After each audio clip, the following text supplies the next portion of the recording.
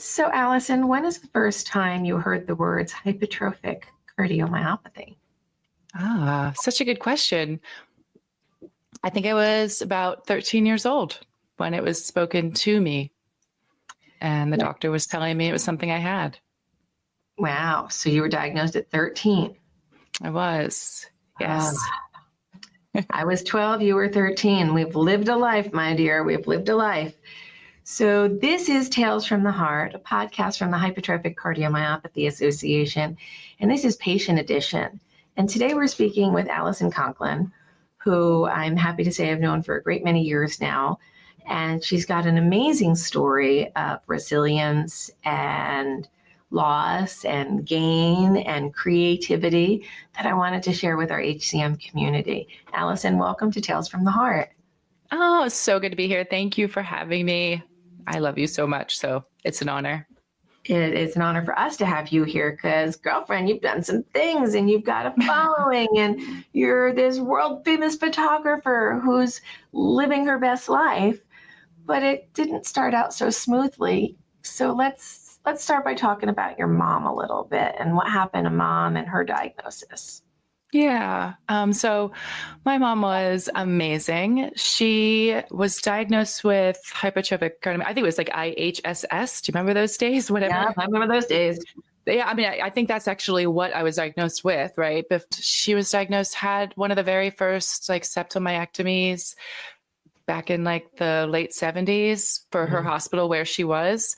She was going to college to be a chemist. But then after all of that, she stopped and was able, so my parents had me, I'm an only child, and was sort of sick on and off my entire 13 years with her.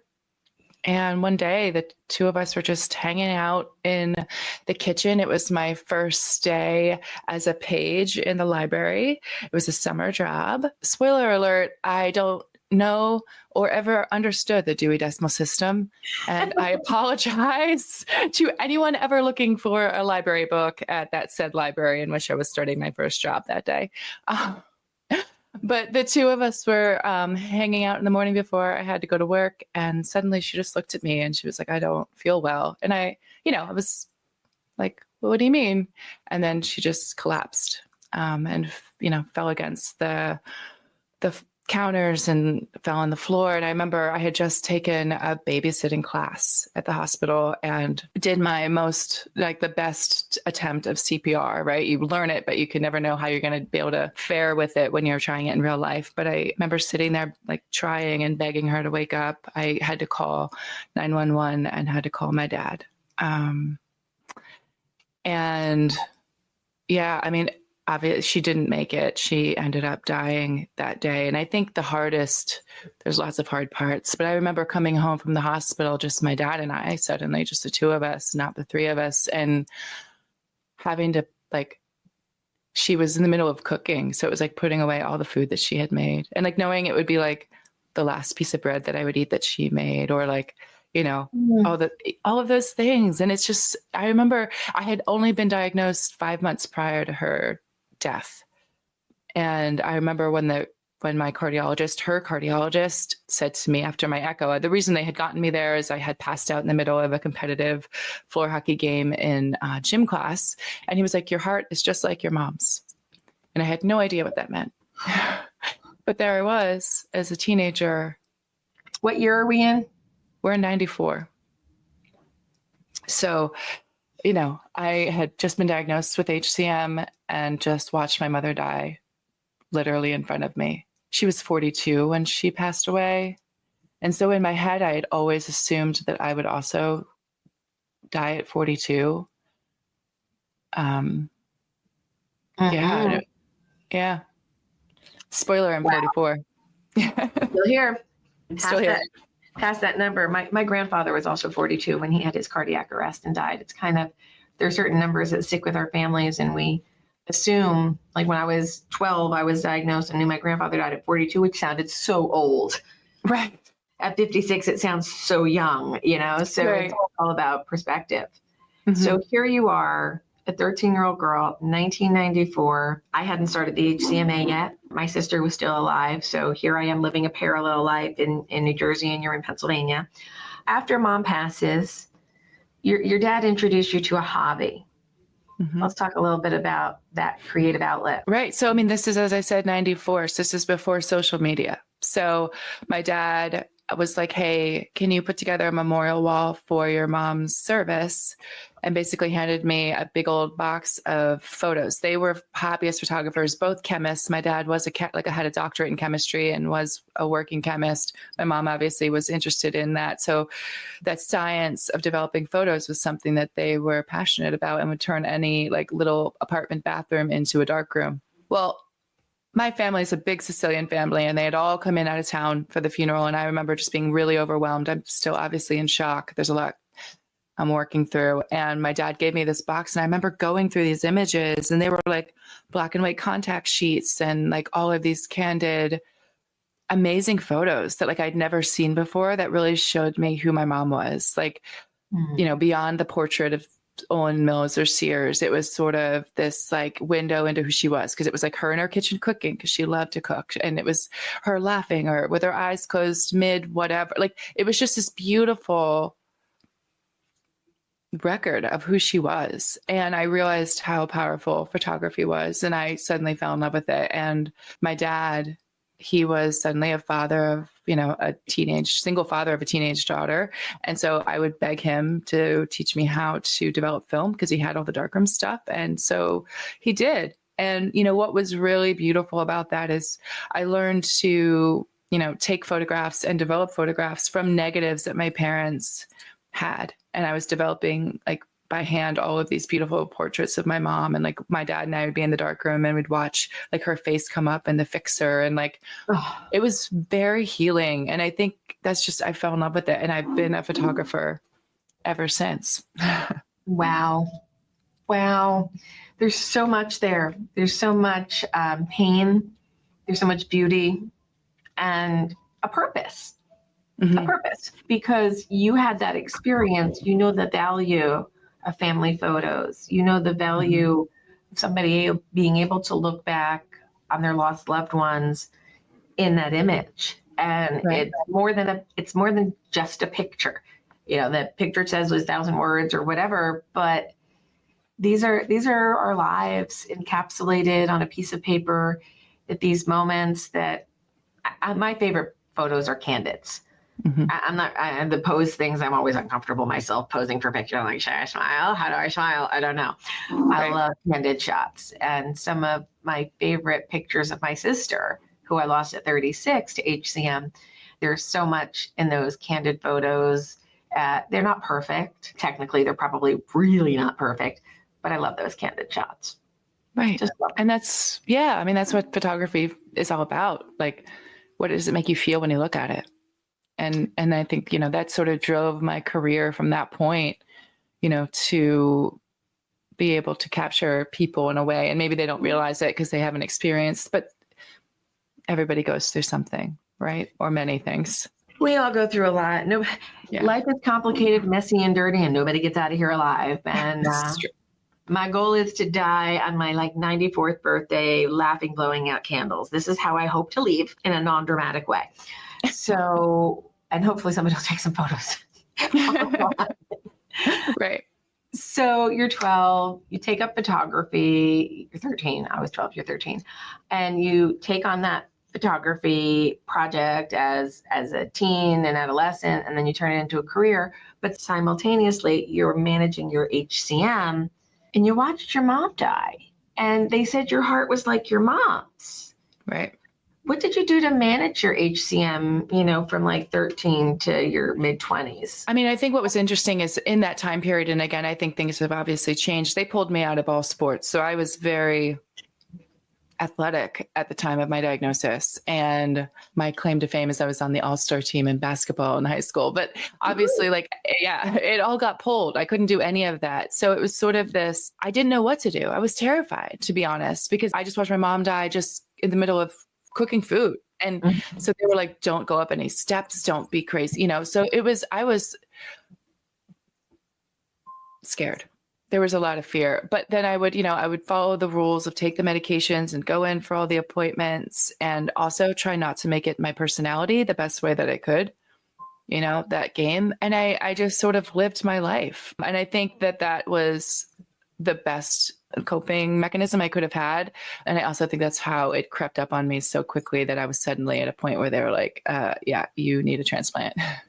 I'm skipping ahead many years, but I mean, they eventually came out with I had an ICD implanted in 2000, which was only 6 years after she passed. It just wasn't really readily available at the time. It wasn't offered to her. And that saved my life many times. The exact same experience that I had with my mom happened to me and my son. I was taking him to go get his braces on, and we were walking into the orthodontist office, and I passed out. Didn't even have a warning. And I, went into VF, and my device had to bring me back. Yeah. And my son had to see it all and start screaming worst case scenario, because I know exactly what he's going through, except that I'm still in this moment alive. But he was younger than I was. And it was, that was hard. It's still hard when I think about it. But that device went on to save me many times throughout the story of my original heart, and how grateful I am for technology, because otherwise I would have died in my early 30s. I had a septomyectomy, and I think that's when you and I we started chatting, because I was terrified. Yes. And we put you through our intake and navigation system. Back then I was doing both sides of it, I believe. And we got you ready for your myectomy, which you went to Tufts. Mm-hmm, exactly. Yeah. Back in like mid 2000s. 2018. 28. Wow, really? Yeah. So I had Marty when he was. Wow. Yeah. So your myectomy was 2018. Yeah. Brought you a little bit of relief, but your heart decided, I'm out. I don't want to play anymore. Yeah. They basically did the myectomy, and I did not feel any better. And it was funny because I had run into somebody, and he happened to see my scar, and he's like, I have one of those. And I was like, oh my gosh, what happened? And then he told me, and it was the exact same thing. He had a septomyectomy, and he's like, I'm running marathons. I'm running 5K. I'm all over the place. And I was like, wait, why does he feel so good? And it ended up that my septomyectomy left me pacemaker dependent. So they had to go in and put a third wire in, and my heart was never beating properly. So I had the septomyectomy in February, and then in November they went in and put another wire, and the pacing sort of helped for a while, and then it didn't. Yeah. CRT devices and end stage HCM, they give you a little bit of time, but it's just not great. It's just not great. Then we had another conversation, and you're like, they said the T word, and I don't know that I'm really there yet. And maybe I am there, and maybe I'm not. And I think almost everybody, not everybody, but almost everybody with HCM who goes to transplant, you're like, but I've learned how to navigate this heart. Right. And I'm here, and I'm breathing, and I'm upright. Right. So do I really need to take somebody else's heart? I know. Yeah. I was so scared. I was so terrified because I just had no idea what my life, because if you look at the movies, right, because unless you know somebody, transplant's not something that you are knowledgeable to, right? And you're knowledgeable if you're watching like ER and TV shows, and those people come out looking great with no wires attached. And now you look back and like, that's so inaccurate. But I was still doing things. I think I just didn't realize, it got to the point where for the heart failure and myself, it was tying my shoe was an Olympic sport, putting on my bra was nearly impossible, little things. And you just don't realize over the, the days, the months, the years, how hard everything was. You ended up going from your HCM program at Morristown to get referred to NYU, which is where I now follow for my transplant as well. Yep. So we get to, have the same team that drives us nuts, and we drive them nuts because that's what we do in transplant. It's a special relationship with your transplant team. I remember you being admitted, and then they're like, hey, maybe we're going to send you home. Maybe we're going to keep you. And you're like, what the hell is going on? Mm-hmm. It's really weird at the end when that timing thing is complicated. So let's just take a minute for our fellow HCM transplant warriors to come.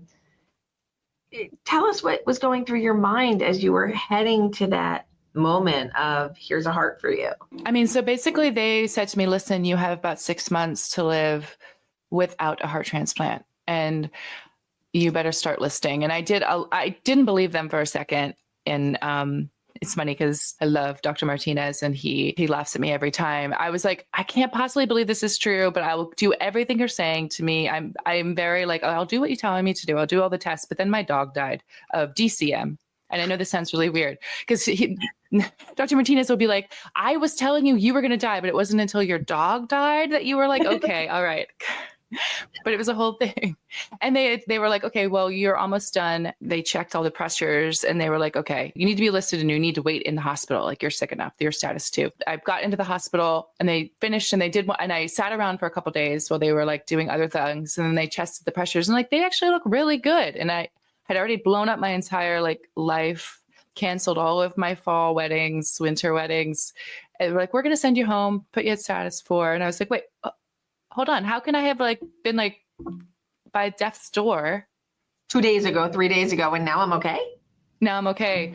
And I remember fighting for myself, like really advocating and saying like, hold on, like, how can you go from this to that so fast? And then I had this amazing doctor who was like, let me just take a breath and let me know. Cause I was like, you guys just tested my pressures after 2 days of me sitting on this bed doing absolutely nothing. Like, that's not my real life. I'm in my 40s. I'm running around. I have kids. I have a career.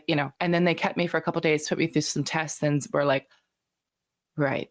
And then when they finally finished listing, it was a 3-day wait. I was still back at status 2 with exception. Like, you have paved the way for us all. And I got the call, which was, I remember I was walking the halls because I was trying to stay active because they were like, you need to stay as active and as strong as you can before, because the fight to get back to that is hard.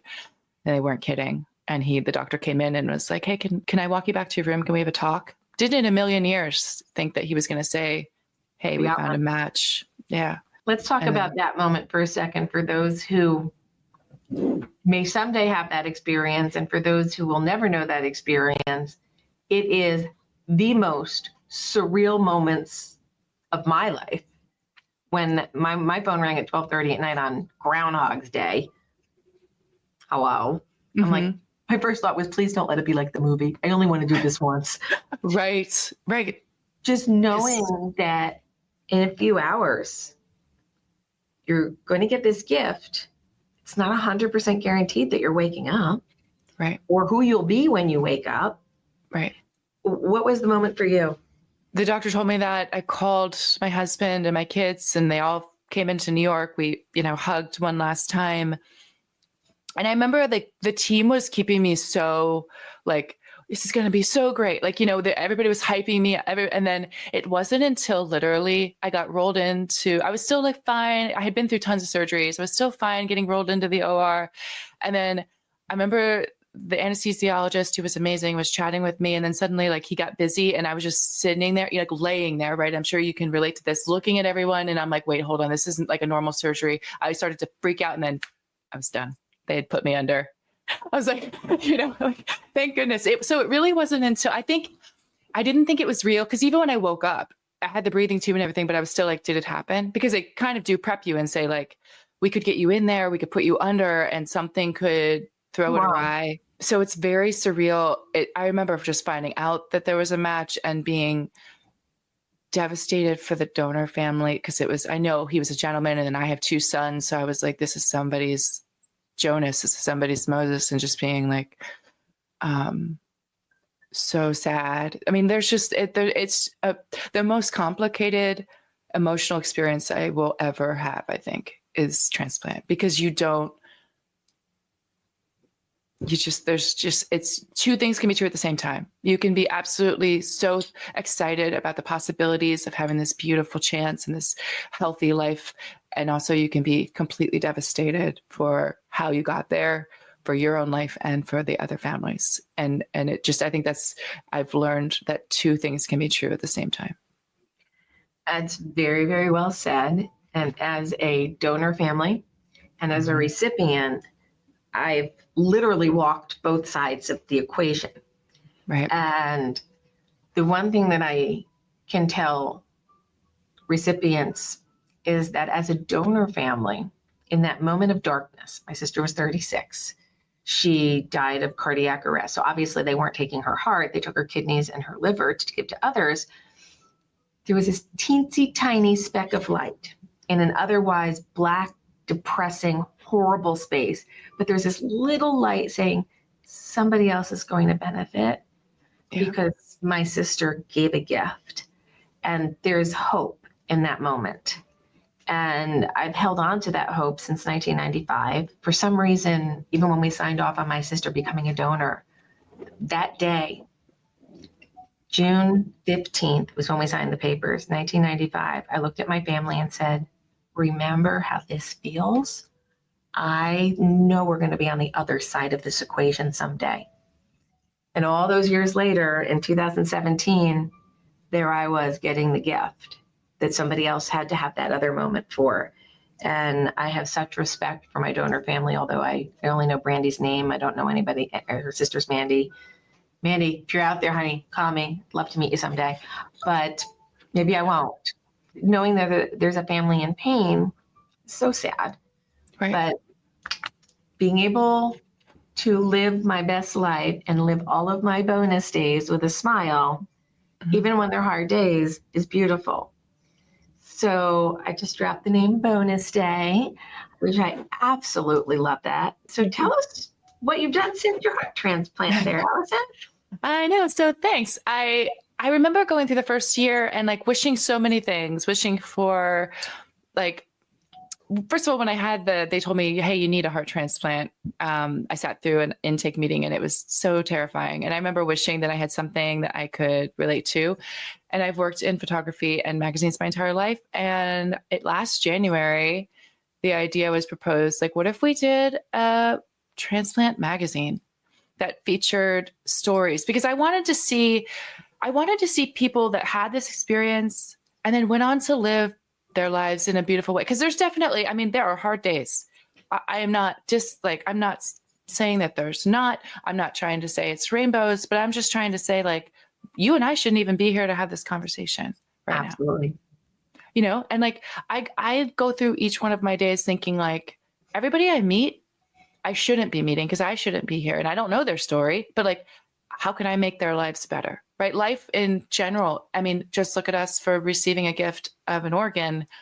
It's about what we can do to bless other people. And I think whenever I'm in my low moments, I'm like, you know, we all have our moments like, I just need something to keep my head up. It's like, what if you reverse that and say, what can I do to help somebody else's day? And maybe that's simply just mailing them a card to say, hey, you know, so great to talk to you. I'm so glad to have you as a friend. That little thing makes me feel just as good as hopefully they're going to feel receiving it. I'm digressing, but like basically I just started a magazine and I gathered some people that I knew for the first issue and I had them either write their story or I wrote their story and kind of put some fun things together and printed it and did it with like, I'm a nobody in this world, but I was like, I have to believe that other people would want to read it. And with an Instagram for bonus days and just sort of talking about it online, I was able to see that there were people loving it and the responses I got back were amazing. This was the first issue with Carolyn on the cover and it, you know, total, like it's printed. I don't know about you, but when you're in the hospital, I doom scroll and I'm just staring at everyone else's like highlight rolls. And I'm like, I'm just sitting in this room, not sure if I'm going to get able to like walk out of here and what that's going to look like. And I wanted, you know, to create something that would take people out of their screens for a second, show them stories that mirrored their own, showed them scars that mirrored their own, said, hey, we know your life is hard, but it can still be beautiful in the midst of your treatment plan, in the midst of your diagnosis. Like you can still live a beautiful life. It does not have to be an excuse to kind of just stay inside and like, oh, well, that was the story of the end. You can still do something amazing. So that was the first issue. This is the second one. Beautiful about the way you have decided to frame Bonus Day. Typically, a transplant magazine is the ones that I've seen talk a lot about the disease and the processes and the pokes and the prods and the procedures to get you there. And it's, you know, they're real. They're part of our story too. Mm-hmm. But your stories are like a paragraph on, I had this, I had that. And then this is what I've done with my life since. Right. And it's really about the after. transplant, not the listing, not the waiting. There's a little bit of that, but it's about, and then. And this is something that I resonate with immensely. I was in service to the HCM community since, 95, 96. A lot of people worried that when I got a transplant, I would leave the HCM community and just do transplant work. I'm like, no, I'm still HCM all the time. But what have I done since my transplant? Well, if you're listening to this podcast came about after my transplant. If you've watched a webinar, those were all post-transplant, Lisa. We've grown the organization from 1 full-time employee and 3 part-time employees to 11 full-time employees. And that means more ability for us to serve the community and do more work. At the time of transplant, I think we were at like 40 centers of excellence. We're 56 now. And I wouldn't have been able to do any of that without the gift of an organ. Right. I mean, what you've done, Lisa, is you've left the light on, right? You've left the light on for the people that are going to come behind you. Right. And that is the most beautiful thing somebody can do, and say, like, I've been through this really experience. And instead of saying, I'm going to be angry, I'm going to be so furious that this has happened to me, that happened to my family, and I'm going to, are there parts of you that are angry? Of course, there's parts of me that are angry, but like right. The joy of being here and the gratitude overshadows all of that. And I am just wanting to make sure that I can create a space just like you that can make this a little bit easier for anybody that's coming in behind us. And I think, I would have loved that. I was diagnosed just like you in the 90s, no internet, no Facebook groups to join. There's all of my friends were 13 and 14-year-olds. They were concerned about tests and homework, right? So like I was dealing with, I literally just watched my mom die, and I had the same heart as her. Like I was always an outsider. I didn't know how to relate to anybody my own age. And I think that I can give, like, these pages are full of like vibrant people that have been through hard things, but like, it's relatable. It's like, and for me, it's healing for me to work on, because I'm like, if these like amazing, beautiful people can do it, I can too. Because every day is not easy for me. No, they're not. The other thing I love about the stories you're telling, we've got young people, middle-aged people, later in life people. We've got people from every socioeconomic possibility, ethnicity, color. Like we're all human, and we're all living our own struggles and our own moments of success. And we can celebrate them and not be disrespectful of others who are still in the battle. There's a part of me that feels a little bit guilty about surviving HCM, because I now know what it's like to be obstructed. I know what it's like to be not obstructed. And I know what it's like to have a normal heart too. And I so much value a normal heart or a healthy heart, my brandy heart. And I respect that. And I feel bad that I can't give that to everybody else. Like, oh, I got out. You can too. About 5% of those with HCM will go to transplant. And I think that number might grow a little bit. And then I think it's going to decrease again because of all the new medications and all the new therapies. But for now, there's going to be, about 5% of us that need to go through this journey, and they need to know that they're not alone. And bonus day is an excellent way of seeing life past your disease state. And it's not just heart transplants. You've got kidneys and liver and intestines. And right now we're doing double lung. I believe the cover of the 3rd issue is going to be a double lung transplant of 12 years survivorship. I can't even tell you. I'm so excited to put his story out there. I had the best time talking to him. His name is Calvin. I flew to Atlanta to tell that story. From Atlanta, I flew to Oklahoma to tell a story of a very young family who had 3 children. The third needed a lung transplant a day before their 1-year birthday, received a lung transplant 1 day before their first birthday. I'm also telling a story of a heart transplant patient, and because we could have our hearts, always.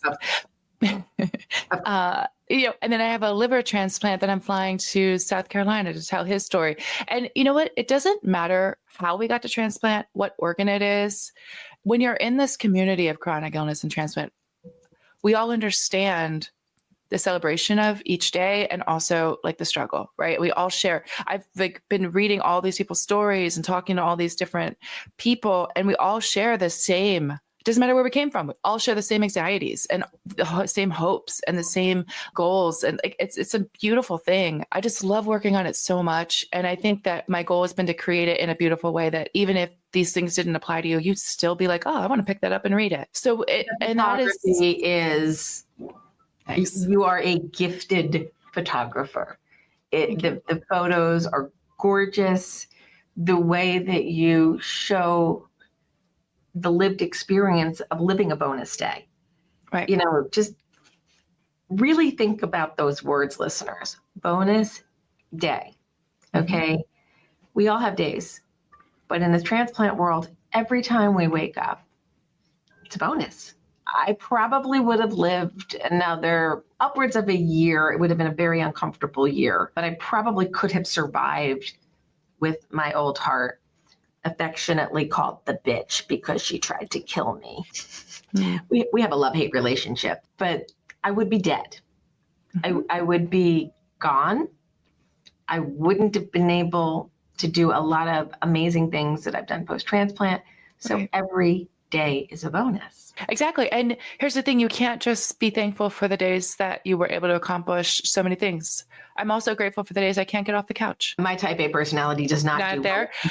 Well, I mean, like, you know what I mean? But like, you can't, like, it's just, you have to be grateful for all of it because it's all living, the good and the bad. You're alive. And I think that's the most amazing part. And you know that I always think about the movie It's a Wonderful Life and how he sees his life, what it would look like if he wasn't here. I mean, that's what my life feels like right now. Every interaction, I shouldn't be here to interact with whoever I'm interacting with. So like, let's make their day better. Let's like make it freaking amazing. Like, let's just have fun because like, really what's stressful at this point? Like, what are we stressed about? I think that is an excellent point. We can pre-transplant, post-transplant, doesn't matter. We can look at the world and tell you every single thing that's wrong by our point of view. Of course. Yeah. Right? You can go down rabbit holes of being negative. I get pissy about things, not gonna lie. I'm human. Like I don't love everything. When you start getting in those modes, at least me, I just realize I'm like, oh, I'm going down that rabbit hole and I'm not even supposed to be here. So let's flip this one on its head and look at what I have, not what I don't have, or what's right, not what's wrong. One of the things we do here at the office is occasionally we'll talk about what went right today. Like mm-hmm. what went right? Because I can tell you all the little petty things like that could have been better, that could have been better, that could have been better, but what went right? Like I got to podcast with Allison today and Dr. Mazur today. I got to do these things today and I get to share these stories and I get to elevate these voices. And I love that. I love your project. We were your first advertiser. Super proud of that. I know. And we're going to keep that going and we're going to keep disseminating your beautiful work to our centers and hopefully get them to see there's value here and that they will hopefully get involved and buy more and sell more and get it out there so people can see it. And if you want a copy of Bonus Day, drop me an email at the HCMA, support@4hcm.org, and say, I'd love a copy of Bonus Day. And we'll send it to you. Yeah. Thank you. I know your support has been so monumental in all of this. I just am so lucky to be here to be able to work on it. I think the world, the universe, I'm not a religious person. We all know this, but I am a spiritual one. And I do believe that the universe puts us where we need to be. You are using your gift in such a unique way that it has to succeed because it's beautiful work. And there's something, digital's great. Mm-hmm. We all love digital. But to have a magazine in your hand as you're in a hospital and you're thinking about, can I do this? Do other people do this? Mm-hmm. Am I like them? And when you're reading other people's stories, no matter what the organ is, they've been through shit. We've been through shit. Mm-hmm. We survived. We're here to bring them forward and then let their stories shine so that they can be an inspiration to those around them. And if we haven't said this already, I am remiss. If you have not let your family know about your wishes regarding organ donation, this is your time. Let your family know. I would be willing to give in the event that my life is going to end. We would need donor families to understand their power in all of this. And if you have not signed the back of your driver's license and said, yes, I'll be an organ donor, take a moment right now to go do that. Sign up to be an organ donor. You will be somebody's hero. You can be that moment of light in darkness. We encourage everybody to give what they can when it's right. 100%. Oh, how do you even follow that up? That's amazing. But yeah, I mean, it's so true. Be a donor, be a hero. And some people spread misinformation about the donor process. Right. And having been on that side, my sister couldn't survive. Her brain was damaged too much. And had she had ever woken up, she wouldn't have been who she was. She wouldn't have been able to function on her own. And that's not what she wanted out of life. So let your family know how far you're willing to go with medical intervention to save your life. And when your life can't be saved, you could be the difference between somebody like Allison being able to be here with her family and live a productive life versus having to wait in the hospital for another year waiting for a heart. And that does happen. So be a donor, be a hero. Don't take your organs to heaven. Heaven knows we need some here. Whatever line works for you, please let your family know your choices. Allison, this has been fantastic. I'm sure we're going to talk again. Actually, we'll talk again after we share my story, which is like, I don't do that very often. I don't share my story outside of HCMA. And I'm like, okay, I'll let you know when I'm ready. And I'm ready. So I know. I'm so excited for it. I will be in an upcoming edition of Bonus Day, and we'll make sure that everybody gets a copy of those. And hopefully we can have Allison come on out to our annual meeting in October in New Jersey and talk about Bonus Day and let you all see the beautiful work that she's done and she continues to do. Are we still doing wedding photography? We are still doing wedding photography. So if you need an awesome wedding photographer, reach out to this Pennsylvania girl and see what can be done. All right. Allison, thank you so much for joining us on Tales from the Heart. It's been absolutely lovely spending this time with you. And I am inspired by everything that you're doing and your lived experience. And thank you for being so open and vulnerable and sharing it with us. Oh, well, thank you so much for having me. And, thank you for everything you've done for all of us. Absolutely. Take care and join us next time on Tales from the Heart. And you'll learn more amazing stories about amazing patients and families living with HCM and beyond. The Hypertrophic Cardiomyopathy Association would like to thank our sponsors, Cytokinetics, Bristol Myers Squibb, and Edgewise Therapeutics.